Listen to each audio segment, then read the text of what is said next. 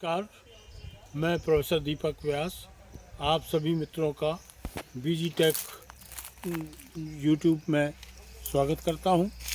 और जैसा कि आपको विदित है कि कुछ समय से हम लोग अपने वनस्पतिक उद्यान में जो महत्वपूर्ण पौधे हैं उनसे आपका परिचय करा रहे हैं। और इसी श्रेणी में या इस क्रम में आज आपका परिचय हम अशोक के वृक्ष से करा रहे हैं।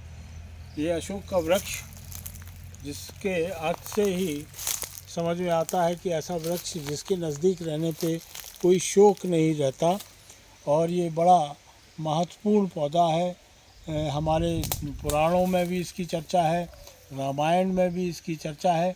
और जैसा कहा जाता है कि माता सीता जो है श्रीलंका में, जो आज के समय में श्रीलंका जाना जाता है, लंका में अशोक वाटिका में अशोक वृक्ष के नीचे ही उन्होंने अपना समय वहाँ गुजारा था। अशोक का जो वानस्पतिक नाम है और इसके साथ साथ दो तीन और महत्वपूर्ण स्पीशीज़ है जो मैं ये आपको दिखा रहा हूँ। ये भी अशोक नाम से जाना जाता है, लेकिन आप देखें कि जो ट्रू अशोक है उसकी पत्तियां आम की तरह देखने को मिलेंगी और इसकी पत्तियां जो हैं ये लंबी आकार की हैं। और इसको जो है हम लोग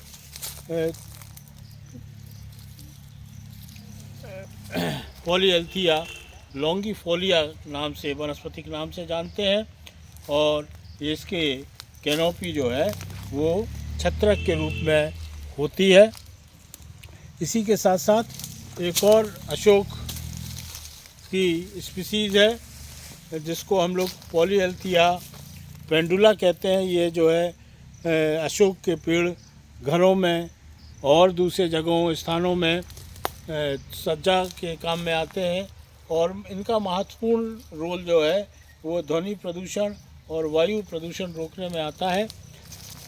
और कई दफ़े लोग बाग ये पॉलीथिया लॉन्गिफोलिया या पॉलीएल्थिया पेंडुला को अशोक मानकर और उसके औषधीय महत्व को बताते हैं, लेकिन वास्तव में जो अशोक का ये वृक्ष है जो कि औषधीय महत्व से बहुत महत्वपूर्ण है। इसकी पत्तियों का इस्तेमाल होता है ज्वर वगैरह को शांत करने के लिए। इसकी जो छाल है वो उसका इस्तेमाल होता है स्किन के रोगों के लिए, पेट के रोगों के लिए और दूसरे अन्य रोगों के लिए।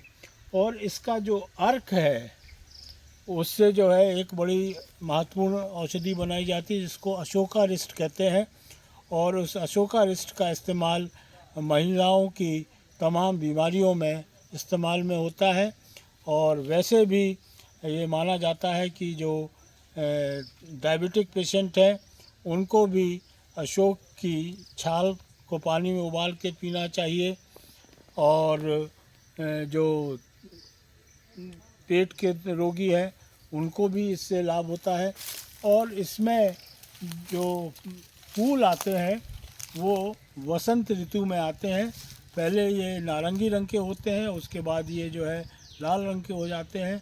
और ये फूल जो है गुच्छे में होते हैं। और ये फूल भी औषधीय महत्व के हैं। इनको जल में उबाल करके पीने से पेट रोग संबंधी जो है वो व्याधियां दूर होती हैं। तो इसका जो अगर रोपण का कार्य है तो इसके बीज जो बनते हैं उनको अगर हम अगस्त के महीने में लगाते हैं तो ये कई जगह उगते हैं। और हमारे यहाँ जो हमारे ये उद्यान में काम करने वाले हैं माली, ये लोग जो हैं ये बीजों को इकट्ठा करके और इन पौधों का रोपण करते हैं। और हमारे यहाँ इस तरीके से कम 15 से 20 जो है अशोक के ये पौधे तैयार किए गए हैं। इसको जो है एक बार मैं फिर से दोहरा देता हूँ कि वनस्पतिक नाम जो है सलाका अशोका है।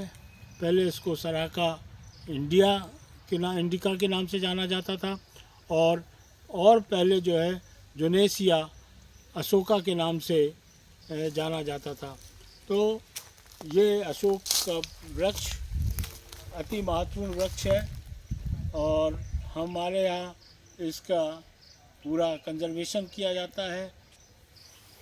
और ये हमारे यहाँ पढ़ाई में काम आता है क्योंकि ये फेबेसी कुल का सदस्य है, और जो विद्यार्थी हमारे यहाँ पीजी के हैं वो भी इसका अध्ययन करते हैं।